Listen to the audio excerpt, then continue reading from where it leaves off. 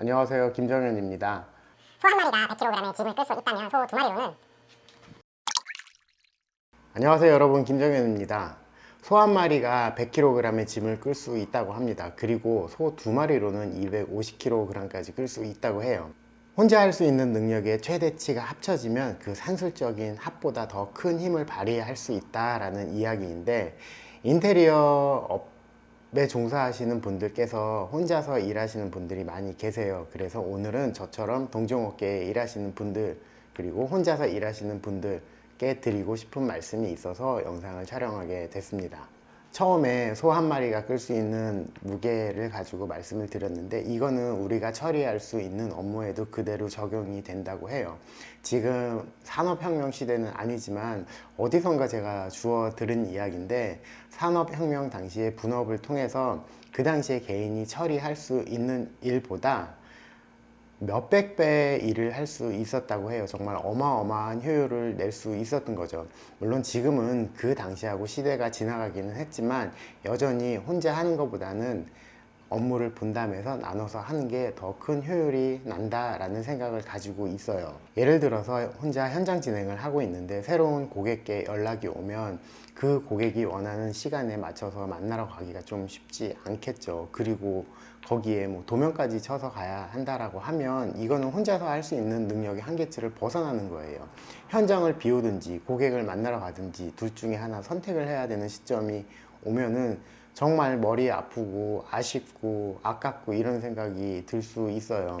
예전에 아시는 분께서 저한테 연락을 주신 분이 계세요. 이분도 혼자 일을 하고 계셨었는데, 조직을 만들자니 인건비나 이런 쪽으로 좀 부담스럽고, 그렇다고 혼자 하자니 제가 앞서 말씀드린 문제들처럼 쉽지 않고 계속 원활하게 연속적으로 일을 만들어내야 하는데, 이런 부분들 때문에 그게 너무 어렵다, 어떻게 하면 좋을지에 대한 질문을 하셨던 적이 있어요. 그래서 제 경우를 들어서 말씀을 드렸는데, 물론 인건비나 여러 가지 부담스러운 거는 맞는 말씀이세요. 제가 사업하다가 망하고 다시 일을 시작할 때 저는 처음부터 팀원을 구성해서 일을 했어요. 현장 시공을 할 수 있는 사람, 그리고 설계할 수 있는 사람, 또 영업하는 저, 이렇게 세 명이서 구성을 했고요. 당시에는 제가 뭐 연봉을 책정했다거나 급여를 줄 수 있었던 상황이 아니었기 때문에 현장에서 나오는 수익을 분배하자, 이런 그 제안을 해서 팀원을 구성해서 뭐 일을 지금까지 해왔어요. 초창기에 조금씩만 마음속으로 양보를 하면 이런 팀원들은 마음 맞는 사람을 굳이 찾자라고 하면 찾으실 수 있을 거예요. 물론 회사가 이렇게 진행이 되다가 조금 더 어느 정도 자리가 잡히게 되면 그 처음에 책정했던 뭐 이런 방식에 대한 변화는 분명히 필요해요. 그거는 그때 가서 생각을 하면 되고, 지금 당장은 혼자 일하는 것보단 여러 명이서 같이 움직이는 게 사실 마음적으로 안정도 돼요. 그러니까 혼자 움직이시는 분들은 그게 편해서 그렇게 하실 수도 있는데, 일의 연속성 차원에서 볼 때는 사실 쉽지 않아요.